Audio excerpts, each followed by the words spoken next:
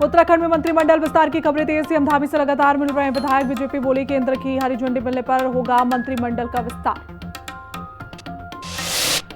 उत्तरकाशी में भारी बारिश के अलर्ट की बीच कई जगह लैंडस्लाइड की घटना। गंगोत्री राजमार्ग भूस्खलन के चलते राजमार्ग किए गए बंद।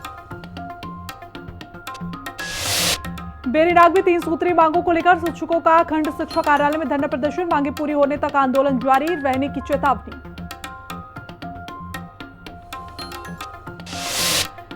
काशीपुर के कुंडेश्वरी खरबासा में पुलिस और बदमाशों के बीच मुठभेड़ हुई। एनकाउंटर में एक बदमाश घायल हुआ, दूसरा आरोपी तमंचा कारतूस के साथ दबोचा गया।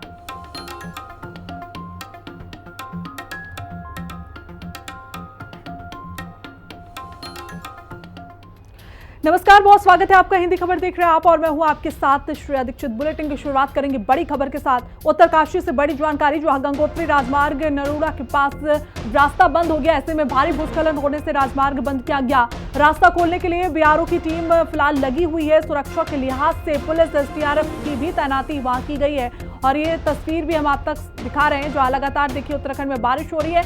ऐसे में उत्तरकाशी से बड़ी जानकारी सामने आई, जहां गंगोत्री का जो राजमार्ग है वो क्षतिग्रस्त हुआ है। ऐसे में भारी भूस्खलन वहां पर हुआ और रास्ता बंद कर दिया गया है। लेकिन सुरक्षा के लिहाज से देखिए एनडीआरएफ की टीम वहां पर मौजूद है, एसडीआरएफ की टीम वहां पर लगी हुई है।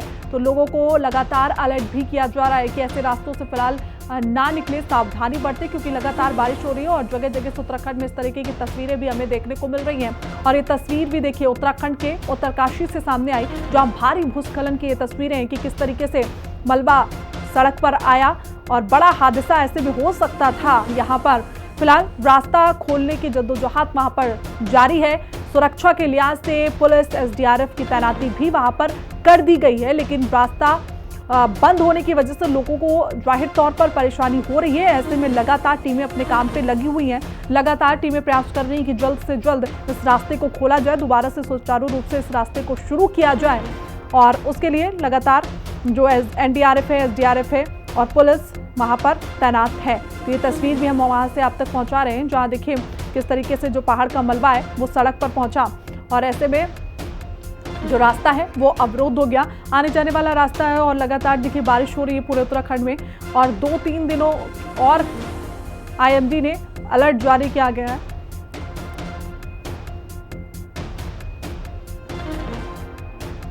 तो ज्यादा जानकारी के साथ हमारे सहयोगी शुभांगी भट्ट हमारे साथ जुड़ी हुई है। शुभांगी, एक और भूस्खलन की तस्वीर उत्तरकाशी से सामने आई। फिलहाल अभी वहां की क्या स्थिति है? कोई नुकसान की कोई खबर?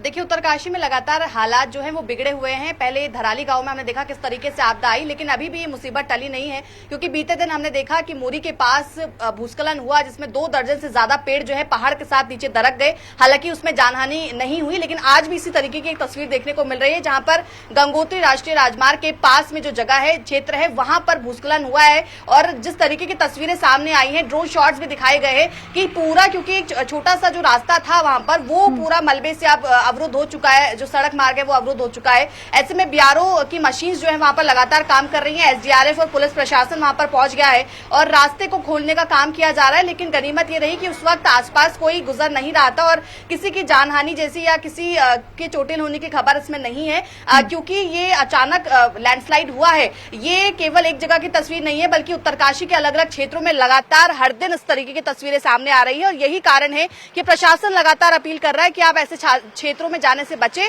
जहां पर भूस्खलन की समस्या बनी हुई है। खासकर चमोली और उत्तरकाशी इस वक्त संवेदनशील जगह है जहां पर लैंडस्लाइड हो रहा है। और उत्तरकाशी तो क्योंकि अभी वैसे ही आपदा से जूझ रहा है। एक तरफ धराली गांव में अभी तक जो है कई सारी बॉडीज नहीं मिल पाई हैं, जो मलबा अपने साथ लेकर चले गया था। और ऐसे में जो रास्ते हैं, चाहे वो गंगोत्री राष्ट्रीय राजमार्ग हो या कल जिस तरीके से मोरी में 2 दर्जन से ज्यादा पेड़ पहाड़ के साथ नीचे गिरे, ये कहीं ना कहीं खतरे से खाली नहीं है ऐसे रास्तों पर ट्रैवल करना। और इसीलिए एसडीआरएफ और पुलिस प्रशासन की टीम वहां पर लगातार काम कर रही है और रास्ते खोलने का काम वहां पर किया जा रहा है। बिल्कुल शुभांगी, अभी लगभग कितना समय लग सकता है इस रास्ते को खोलने के लिए? क्योंकि जिस तरीके से रास्ता बंद हुआ, जाहिर तौर पर हाईवे में ये मलबा गिरा है, तो लोगों को आने जाने में समस्या हो रही है। हालांकि एनडीआरएफ और एसडीआरएफ की टीमें वहां पर हैं और लगातार लोगों के सुरक्षा के लिहाज से वहां पर पुलिस की मौजूदगी भी है। लगभग हम कितना समय माने इस रास्ते को खोलने के लिए?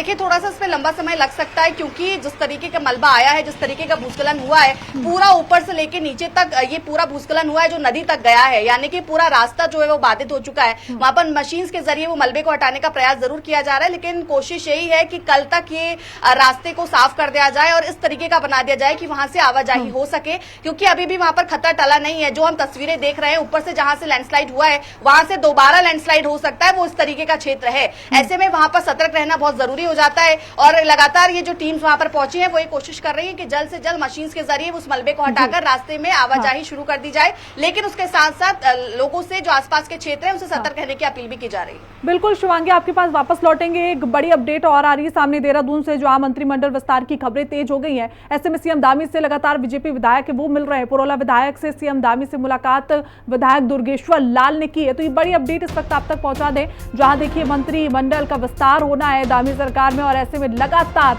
मुख्यमंत्री से जो विधायक हैं उनके मिलने का सिलसिला भी शुरू हो चुका है। तो ये तस्वीर हम आपको दिखा रहे हैं, पुरोला विधायक हैं जो मुख्यमंत्री पुष्कर सिंह धामी से मिले हैं। तो जल्द अब धामी मंत्रिमंडल विस्तार की होना है, और ऐसे में देखिए सीएम से लगातार जो विधायकों को मिलने का जो सिलसिला है वो शुरू हो गया है। तो पुरोला विधायक की तस्वीरें हम दिखा रहे हैं आप तक, जहां पर मुख्यमंत्री पुष्कर सिंह धामी से उनकी मुलाकात हुई। ऐसे में जल्द मंत्रिमंडल विस्तार सरकार कर सकती है और उसकी खबरें भी अब तेज होती हुई नजर आ रही हैं।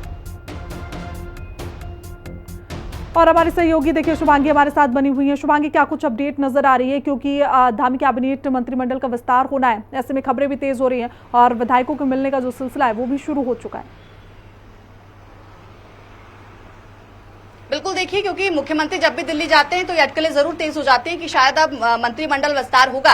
और इस बार फिर से क्योंकि मुख्यमंत्री दिल्ली से होकर लौटे हैं और कई लोगों से उन्होंने नेताओं से मुलाकात की है, ऐसे में एक बार अटकलें फिर चल पड़ी हैं कि कैबिनेट विस्तार जो है वो हो सकता है। और मुख्यमंत्री ने खुद कुछ ना कुछ संकेत जरूर दिया। उन्होंने कहा कि इसको लेकर चर्चा हो रही है और जैसे ही हाईकमान से हरी झंडी मिलेगी तो कैबिनेट विस्तार कर लिया जाएगा। इसको लेकर हम देख रहे हैं कि बीते दिन से लगातार जो विधायक है उनकी कतार लग गई है, वो लगातार मुख्यमंत्री से मुलाकात कर रहे हैं। बीते दिन हमने देखा कि कई सारे विधायक जो है वो मुख्यमंत्री आवास पहुंची और मुख्यमंत्री से उन्होंने मुलाकात की। आज की अगर बात करें तो पुरोला जो विधानसभा है वहां से दुर्गेश्वर लाल जो विधायक है उन्होंने आज मुख्यमंत्री से मुलाकात की है। इससे पहले रुद्रप्रयाग के जो विधायक है भरत चौधरी, उन्होंने मुख्यमंत्री से मुलाकात की। जागेश्वर के जो विधायक है उन्होंने मुलाकात की। इसी तरीके से कई सारे विधायक जो है वो पहुंचे और उन्होंने मुख्यमंत्री से भेंट की। ऐसे में अब अटकलें और ज्यादा तेज हो गई है। सोशल मीडिया पर भी लगातार अब जो है लोग अपनी प्रतिक्रियाएं दे रहे हैं कि अब कौन अगला मंत्री हो सकता है या फिर किनको ये बड़ी जिम्मेदारियां जो है वो दी जा सकती है, क्योंकि बड़ी संख्या के जो पद जो विभाग है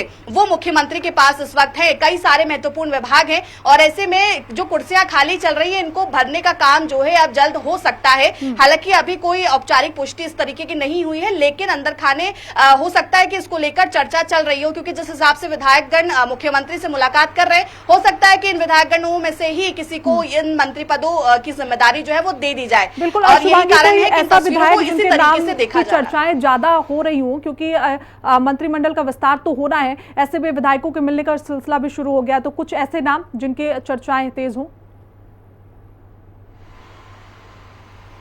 बिल्कुल देखिए, क्योंकि जब मंत्रिमंडल विस्तार होगा तो हर तरीके के समीकरण जो है वो देखे जाएंगे कि कुमाऊं से आपको किसको रखना है, गढ़वाल से आपको किसको रखना है। जिस तरीके से लगातार मुख्यमंत्री से जो विधायकगण है वो मुलाकात कर रहे हैं, इसमें कई सारे नाम भी शामिल हैं। इसमें विनोद चमोली हैं जो विधायक हैं, वो वरिष्ठ विधायक हैं और लंबे समय से पार्टी में कार्यरत है, उनका नाम भी चल रहा है। खजानदास है जो कि पार्टी में लंबे समय से हैं और उनकी छवि भी अच्छी है, उनको भी मौका दिया जा सकता है। इसके अलावा गढ़वाल की तरफ के गढ़वाल क्षेत्र के कई सारे विधायक है जिनके नाम जो है वो रेस में चल रहे हैं। कुमाऊं के भी कई विधायक हैं जो मुख्यमंत्री से मुलाकात कर चुके हैं और उनकी भी इस बार लॉटरी लग सकती है। तो ऐसे में हम कह सकते हैं कि नाम कई सारे चल रहे हैं, लेकिन अभी हाईकमान को तय करना है कि आखिर कब कैबिनेट विस्तार होगा। और जब वो हरी झंडी दिखाएंगे तो तुरंत उत्तराखंड के अंदर कैबिनेट में जो कुर्सियां इस वक्त खाली हैं वो भरती हुई नजर आएंगी और इस जिम्मेदारी जो है अब फिर नए मंत्री लाकर उन्हें दे दी जाएगी, क्योंकि कई सारे इंपॉर्टेंट विभाग हैं जो इस वक्त मुख्यमंत्री संभाल रहे हैं। ऐसे में नाम कई सारे हैं, लेकिन हरी झंडी का इंतजार हो रहा है। बिल्कुल शिवांगी, तमाम जानकारी के साथ जुड़ने के लिए आपका बहुत बहुत शुक्रिया। आगे बढ़ते हैं, जहां बीजेपी के उत्तराखंड मीडिया प्रभारी मनवीर चौहान ने कहा कि राज्य सरकार में इस समय कैबिनेट के कई पद खाली हैं और इन्हें भरने को लेकर लगातार चर्चा भी चल रही है। उन्होंने बताया कि प्रदेश नेतृत्व की ओर से बार बार ये मांग उठाई गई कि मंत्रिमंडल का विस्तार किया जाए। मुख्यमंत्री पुष्कर सिंह धामी ने इस पर अपनी इच्छा जाहिर की मनबीर चौहान ने कहा कि बीजेपी में मंत्रिमंडल विस्तार केंद्रीय नेतृत्व की सहमति से ही होता है। जैसे ही केंद्र से हरी झंडी मिलेगी, उत्तराखंड में मंत्रिमंडल विस्तार की प्रक्रिया पूरी हो जाएगी। हमारी उत्तराखंड सरकार में कैबिनेट के कई पद रिक्त हैं और इसको लेकर के प्रदेश नेतृत्व द्वारा लगातार मंत्रिमंडल के जो रिक्त पद हैं उनको भरने की बात कही गई है। आदरणीय मुख्यमंत्री जी भी जल्द से जल्द मंत्रिमंडल का विस्तार हो, इसको लेकर के उन्होंने इच्छा जाहिर की है। और क्योंकि हमारे भारतीय जनता पार्टी में केंद्रीय नेतृत्व की सहमति के आधार पर ही मंत्रिमंडल का विस्तार होता है, तो निश्चित रूप से जैसे ही केंद्रीय नेतृत्व के द्वारा हरी झंडी मिलेगी, प्रदेश में मंत्रिमंडल का विस्तार होगा। तो चलिए आगे बढ़ेंगे। जहां सीएम धामी के दिल्ली दौरे से लौटने के बाद उत्तराखंड के सियासी गलियारों में मंत्रिमंडल विस्तार को लेकर चर्चाएं तेज हो गई। ऐसे में भाजपा के तमाम विधायक सीएम धामी से लगातार भेंट कर रहे हैं, जिनका वीडियो सोशल मीडिया पर वायरल हो रहा है। हर कोई यही कयास लगा रहा है कि आखिर किसकी लॉटरी लगने वाली। इस बीच भाजपा के विधायक खजवान दास ने कहा कि जब भी सीएम दिल्ली जाते हैं तब चर्चाएं चलती रहती है, लेकिन ऐसा कुछ भी नहीं है। भाजपा विधायक ने मंत्रिमंडल विस्तार सीएम धामी के विवेक पर निर्भर करता है, उन्होंने कहा। ये कयास है और इस तरह की अफवाहें बहुत ज़्यादा फैलती है। ऐसा नहीं है। माननीय त्रिवेंद्र सिंह रावत जी सूबे के 4 साल तक माननीय मुख्यमंत्री रहे हैं और एक अनुभवी लीडर्स हैं हमारे और सम्मानित हैं, और अब इस समय केंद्र की राजनीति कर रहे हैं। वो माननीय सांसद हैं हरिद्वार से, और इस तरह से कयासबाजी लगती है कि कहीं पे भी अगर कोई जाए मिले किसी से, भारतीय जनता पार्टी के नेताओं से मिल रहे हैं, और अच्छी बात है, मिलना भी चाहिए, और परंतु इस तरह के कयास से सब अटकलेबाजी लगती जाती है और इस पर विशेषकर ध्यान नहीं देना चाहिए। प्रदेश में मंत्रिमंडल विस्तार की चर्चाओं पर धर्मपुर विधायक विनोद चमोली ने कहा कि ऐसे कयास लंबे समय से लगाए जा रहे हैं। विनोद चमोली ने कहा कि यह फैसला केंद्र को प्रदेश सरकार की सलाह पर लेना चाहिए। बीजेपी विधायक का कहना है कि मंत्रिमंडल विस्तार में किसे मौका मिलेगा, ये तो आने वाला समय ही बताएगा।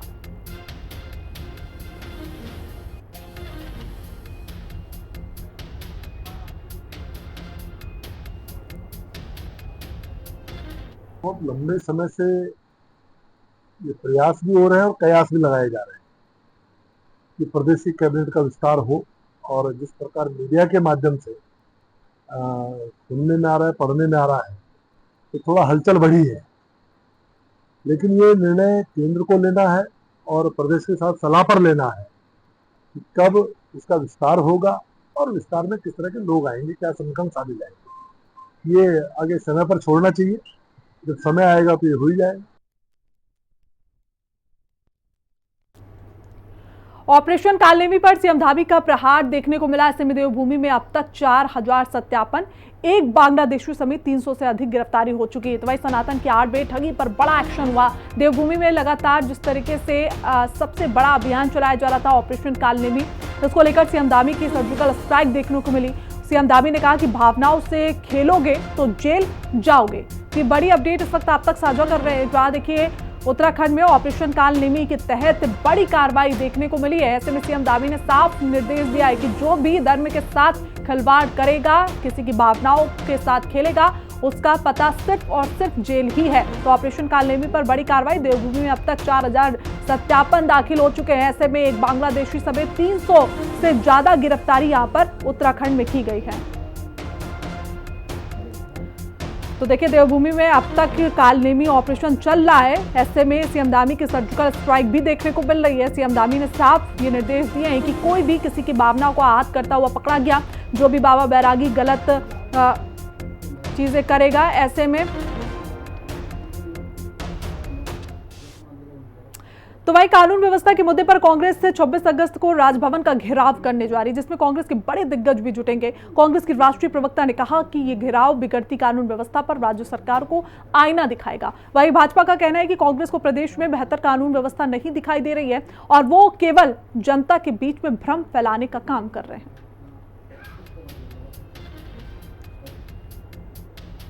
तैयारी पूरी है, भाजपा को घेरना है और इस सरकार को इनका असली चेहरा जो ये छुपा रहे हैं वो दिखाना है, क्योंकि छल छद्म के चाल चरित्र वाले छलिए के चेहरे वाली सरकार को बताना है कि किस प्रकार से पूरे उत्तराखंड में कानून व्यवस्था ध्वस्त है और देश में जो पहला आतंकवादी था नथुराम गोडसे, उसी के रास्ते पे चलते हुए इन्होंने सरकार में रहते हुए पूरे उत्तराखंड में आतंक मचाया हुआ है। जहां देखो शब्दों से आतंक, और इनके जो कृत्य है हमने देखा, हिमांशु चमोली तो केवल एक है, कितने हैं जो उगाही कर रहे हैं और रैट वैट और टैट वाली सरकार चला रहे हैं मुख्यमंत्री पुष्कर सिंह धामी जी। और इतना आतंक इन्होंने फैलाया है कि पूर्व मुख्यमंत्री और मौजूदा सांसद हरिद्वार त्रिवेंद्र सिंह रावत जी बार बार खनन माफियाओं के बारे में बात करते हैं, यानी कि माफियाओं की ये सरकार है और उनको उनका असली चेहरा दिखाने के लिए और कानून व्यवस्था दुरुस्त की जाए और इस मुख्यमंत्री को हटाया जाए, इसलिए हम चल पड़े हैं। आगे बढ़ते हैं। जो अखिल भारतीय कांग्रेस कमेटी ने उत्तराखंड में पार्टी के संगठन सृजन कार्यक्रम के संगठन के जिलों में पर्यवेक्षक नियुक्त किए गए हैं। ऐसे में संगठन सृजन कार्यक्रम से संबंधित बैठकों और व्यवस्थाओं की जिम्मेदारी के लिए नियुक्ति की गई है। विधायक सुमित प्रदेश, विधायक लखपत बुटोला को पर्यवेक्षक बनाया गया। इसके साथ ही प्रदेश महामंत्री विजय सारस्वत और परवादून जिलाध्यक्ष मोहित उनियाल को पर्यवेक्षक नियुक्त किया गया है।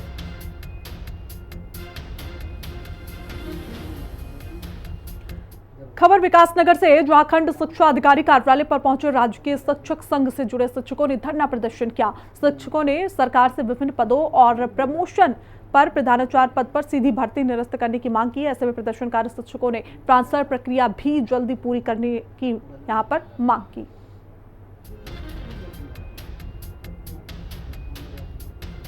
कुछ वर्षों से और विगत में देखा जाए कि पदोन्नति की जहाँ तक मांग की जाती है, हमेशा पदोन्नति की मांग के लिए टीचर घबराता है। टीचरों को हमेशा दबाव में डाला जाता है और कई वर्ष हो जाते हैं, उनकी एसीआर मांगी जाती है लेकिन उनकी पदोन्नति नहीं की जाती है। बहुत दुखद होता है। विभाग केवल ये हठधर्मिता हमारे साथ ही क्यों करता है और हमेशा जो है कि शिक्षकों का विरोधी बना रहता है। अभी आप देखेंगे विभागीय सीधी भर्ती निकाली हुई है, जबकि विभाग नियमावली के अंतर्गत पहले भी नियमावली बनी थी। नियमावली के अंतर्गत साफ ये था कि जो हमारी पदोन्नति की थे 100% थी प्रधानाचार्य पे, लेकिन अचानक इन्होंने 2022 में एक नियमावली निकाली। नियमावली में उन्होंने ये कहा कि 50% पदोन्नति जो है विभागीय परीक्षा पदोन्नति और 50% विभागीय परीक्षा के द्वारा। आखिर में ऐसा विकल्प किया, जबकि वरिष्ठ साथियों पे ये कुठाराघात है। हम भी नहीं चाहते, कोई शिक्षक नहीं चाहता कि ये परीक्षा हो और ये परीक्षा निरस्त होनी चाहिए। और ये हमारा 18 अगस्त से लगातार हमारा कार्य बहिष्कार चल रहा है। आज 25 तारीख को जो है ब्लॉक स्तर पर ये कार्यक्रम।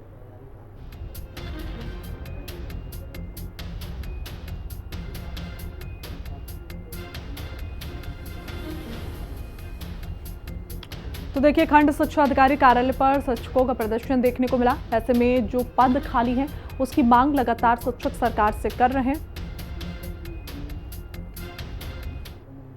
आगे बढ़ते हैं। जो राजकीय शिक्षक संघ के आह्वान पर विकास खंड बेरीनाग के शिक्षकों ने 3 सूत्रीय मांगों को लेकर खंड शिक्षा कार्यालय में धरना प्रदर्शन किया। ऐसे में शिक्षकों के पदोन्नति, ट्रांसफर और प्रधानाचार्य पद पर सीधी भर्ती की नियमावली निरस्त करने की मांग को लेकर प्रदर्शन किया गया, जहां शिक्षकों ने कहा कि उनकी मांगे पूरी होने तक आंदोलन इसी तरीके से जारी रहेगा। राजकीय शिक्षक संघ उत्तराखंड प्रांतीय कार्यकारिणी के आह्वान पे आज हम सभी अपने ब्लॉक बेरीनाग में इकट्ठे हुए हैं।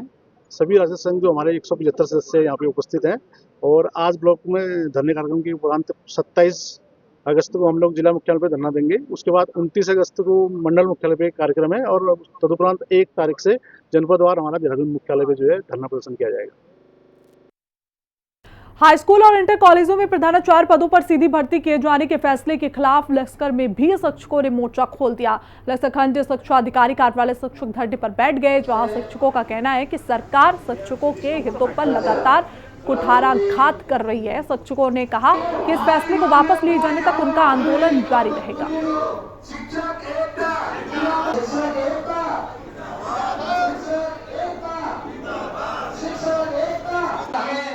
के लिए शासन दोषी है। अभी तक हमारी पदोन्नति किसी भी स्तर पर, चाहे वो एलटी से प्रवक्ता पर हो, प्रधानाध्यापक हो या प्रधानाचार्य पर हो, किसी भी पद पर बहुत समय से सरकार की हठधर्मिता के को देख रखते हुए इसमें सरकार हठ धर्मिता पर उतर गई है और वो कोई भी पदोन्नति नहीं कर रही है बहुत लंबे समय से। धरने का प्रारंभ जो है वैसे जो सांकेतिक रूप में है वो कई बहुत समय पहले हो चुका है।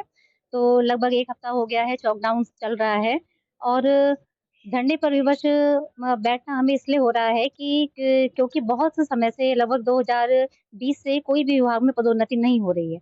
अब किसी की भी जब नौकरी लगती है तो हर किसी के अपना ये होता है कि हम इस पद पर हैं तो आगे हम इस दूसरे वाले पद पर भी जाएँगे। अन्य विभागों में पूरी जो है पदोन्नति है, लेकिन शिक्षक विभाग में कोई पदोन्नति नहीं है। इवन इतनी उसकी अवहेलना की जा रही है कि विभाग में शासन बिल्कुल जो है ध्यान नहीं दे रहा है। वास्तव में तो ये दुर्भाग्यपूर्ण है। शिक्षकों को कभी भी धरना प्रदर्शन पर नहीं रहना चाहिए, लेकिन व्यवस्था होती है। लंबे समय से शिक्षक मांग करता आ रहा है कि उनके हकों को दो। अतिरिक्त नहीं है, पहले से चला आ रहा है, संविधान के अनुसार है, नियमावली के अनुसार है। लंबे समय तक शिक्षकों को पदोन्नति नहीं की गई है। जो जिस पद पर है वो वहीं से सेवानिवृत्त होकर के वापस चला जा रहा है। जब ऐसा नहीं हुआ, मौखिक वार्ता हुई, लिखित वार्ता हुई, तो पहले चौक डाउन का प्रोग्राम किया गया। पूरे प्रदेश में माननीय हमारे जो संगठन के प्रांतीय अध्यक्ष, प्रांतीय संगठन मंत्री, उनके आह्वान पर पूरे प्रदेश में चौक डाउन का कार्यक्रम किया। चौक डाउन के बाद में आज हमारे ब्लॉक में राजकीय जो हमारे विद्यालय हैं 10 हैं उनकी संख्या, 10 में से एक भी शिक्षक अनुपस्थित नहीं है। सभी शिक्षक यहाँ पर उपस्थित हैं और ये पूर्व नियोजित था। इसमें धरना प्रदर्शन किया कि हमारी मांगे पूरी नहीं हो रही, पदोन्नति नहीं हो रही है।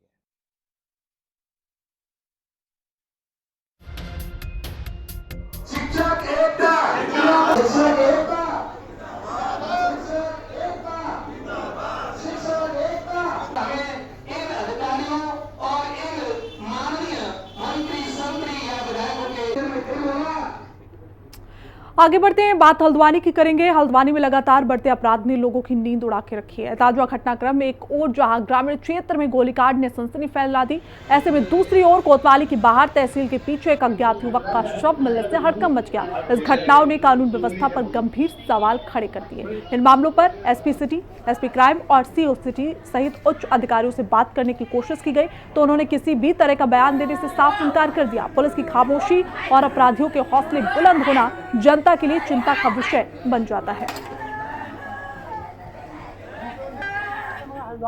कोतवाली के बहुउद्देशीय भवन में जहाँ पे एसएसपी, एसपी सिटी और सीओ यहाँ पे बैठते हैं, लेकिन साफ तौर पर उच्च अधिकारियों के मना करने पे उनके द्वारा कोई भी वर्जन देने के लिए मना किया, क्योंकि नैनीताल में कुछ दिन पूर्व एक घटना हुई थी जिसमें नैनीताल पुलिस की कहीं ना कहीं में छवि धूमिल हुई थी, जिसके बाद अब हल्द्वानी में हो रही घटनाओं में भी प्रशासन के जो आला अधिकारी हैं वो कहीं ना कहीं बचते हुए आ रहे हैं, क्योंकि कल हल्द्वानी शहर और ग्रामीण क्षेत्र में 2 घटनाएं हुई थी, जिसमें पहली घटना जो ग्रामीण क्षेत्र थी उसमें गोलीकांड की थी और दूसरी जो घटना थी वो हल्द्वानी शहर के तहसील के पीछे एक व्यक्ति का शव मिला था, जिसके बारे में जब अधिकारियों से इन सब प्रकरण के बारे में बात की जाती है, उनसे पूछा जाता है, तो कहीं ना कहीं उन सब में उनके द्वारा बचा जाता है और अपना वर्जन देने पे कहीं ना कहीं वो उच्च अधिकारियों पर बात टालते हुए नजर आ रहे हैं। उनका साफ तौर पे यही कहना है कि उच्च अधिकारियों द्वारा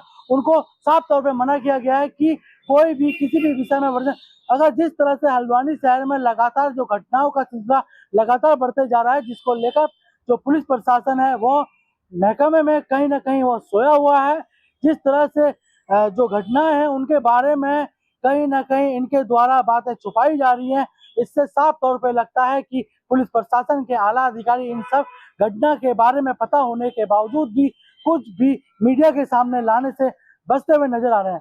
अब देखने वाली बात ये होगी कि क्या किस तरह से जो हल्द्वानी में जो घटनाओं का जो सिलसिला है वो क्या रुकेगा या ये सिलसिला आगे इसी तरह बढ़ते रहेगा। दीपक अधिकारी, हिंदी खबर के लिए।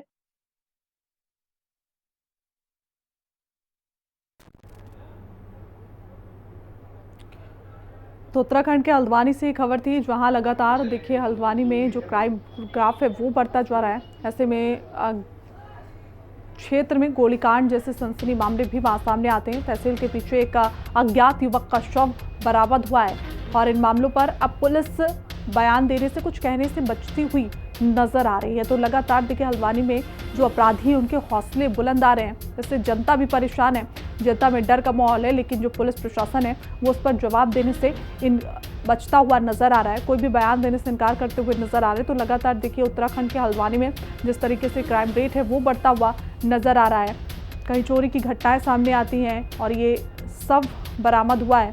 और इससे पहले गोलीकांड भी वहां पर देखने को मिला था। तो एक अज्ञात युवक का शव अभी फिलहाल बरामद हुआ है और इन सभी मामलों में देखिए पुलिस बचती हुई नजर आती है। और जिस तरीके से उत्तराखंड में लॉ एंड ऑर्डर की बात की जाती है, लेकिन हल्द्वानी की तस्वीरें कुछ और ही बयां करती हैं। लोगों में किस तरीके से भय है, डर है, क्योंकि दिन दहाड़े गोली चल जाती है, अज्ञात शव बरामद हो जाता है और ऐसे में पुलिस जब कुछ नहीं कहती है तो लोगों में डर अपने आप बसता हुआ नजर आता है। तो हल्द्वानी का ग्रामीण क्षेत्र था जहां गोलीकांड की खबर आई और इसे तहसील के ठीक पीछे एक अज्ञात शव भी मिला। और जब पुलिस से इस पूरे मामले में बात की जाती है तो वो इनकार करते हुए नजर आते हैं। आगे बढ़ते हैं रुख